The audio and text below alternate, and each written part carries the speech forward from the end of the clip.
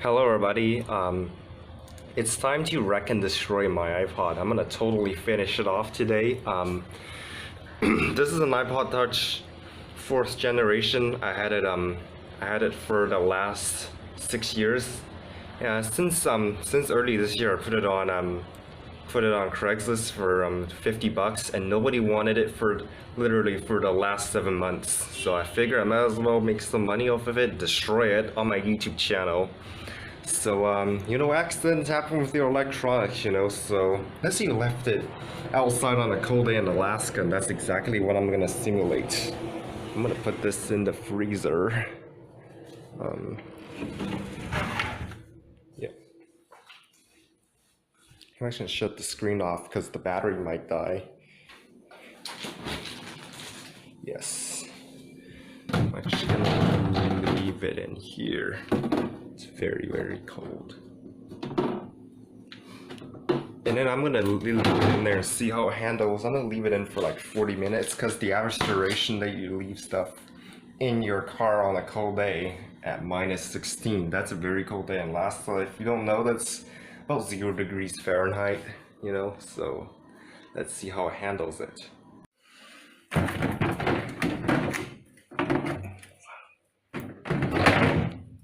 So here's the iPod. Let's see if it still turns on. It is iced over, but it still works. It's actually freezing cold to the touch.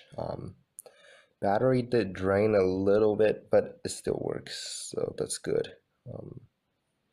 So now for the heat test, I'm actually gonna just leave it right on this table. It's about 105 degrees in here currently, because this is the death valley of my room. There's a lack of ventilation and a lack of air conditioning because it's, shut off. So let's see how the iPod handles the heat. So this is a second test.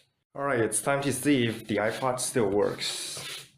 It's been in here for like 2 hours now. It's currently about 95 degrees in here because it's just about sunset here. Oh wow, not even a temperature warning. Are you kidding me? This is one indestructible iPod. Even the battery have gone up since I put it in the fridge. That's just amazing. I'm gonna turn off Wi-Fi. It's not responding very well. Yeah, I'm actually gonna turn on lock and unlock sound so you guys can hear that the speaker is working. And it's time for a drop test, guys. It's time to do the most common drop test. So let's say you have a case. In my case, it's a custom-made case because I built it myself years ago. And it's supposed to protect the screen from all the sides. But let's say you accidentally dropped it. So let's start the drop test with its face up in 3, 2, 1. From about 20 inches. There it is. I'm actually going to turn it on. Still works. So let's do a face down drop with the case. Make sure it's all fully intact. Yep. 3, 2, 1. Oh gosh, the case came off. But still works. But let's do one with no case whatsoever. 3, 2, 1. Because it could happen, while let's say you were using it. But I'm 6 feet high, so I'm gonna lower it a little bit and drop it in 3, 2, 1. This is without case, guys. Wow, not even a cracked screen or not even a scratch. I'm impressed how strong it. Oh, there is a small crack, but I'll count as a survivor, guys. Speaker still works just fine. Let's move on to wildcard test. For this wildcard test, I'm just gonna do it in here because what if you accidentally drop things on it, Sorry about the beeping noise, it's just my smoke alarm. But what if you drop stuff on it, that could happen. And let's say what if you accidentally rub this against the floor while you, or maybe you even accidentally stomp on it or even stepped on it like this, That could happen, Oh, I just stepped on it, but it still works. So it also passed the wild card test. I'm impressed. Good job, iPod. Let's move on to the water test. Alright, it's time for the hardest test of any electronic we'll go through or product, the water test. It's a fully functional iPod still. I'm actually gonna put some music on. Touchscreen isn't responding. There it is. Volume's all the way up. And you'll be like, unless you accidentally dropped it in the water pond or swam with it, or just dropped it in the toilet. Oh shit! Oh shit! My iPod. Oh gosh. You panic for a few seconds and then you get it out. Gosh. God. Oh my god. I'm gonna turn this off. It's been in the water now.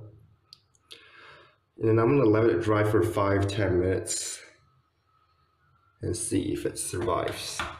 Right now it's looking good so far. I'm gonna drain this water, you know, and then and we'll see if it survives. Alright, it's been about 5-6 minutes now. I dried it up with a towel. Looks fine on the outside. Let's see if it turns on. Yes. Oh, I did notice something in the corner. It looks like some water got exposed, but it's just powering on.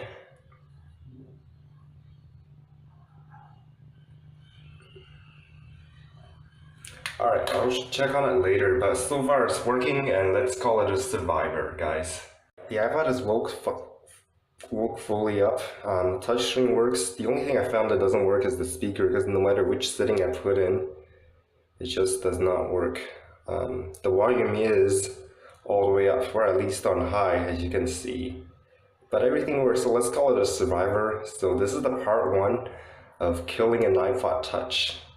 More episodes coming up, guys, because it's not the end. I'm gonna keep going until this thing finally dies. I'll have more and more ideas of killing this thing. It's been indestructible, guys. It has survived all the tests I put through or regular people will put through, so I'll take it to the next level and kill it in more episodes coming up. Could be a month, could be a week. We'll see. So that's about it, guys. Thanks for watching. As always, stay tuned for more videos and stay subscribed.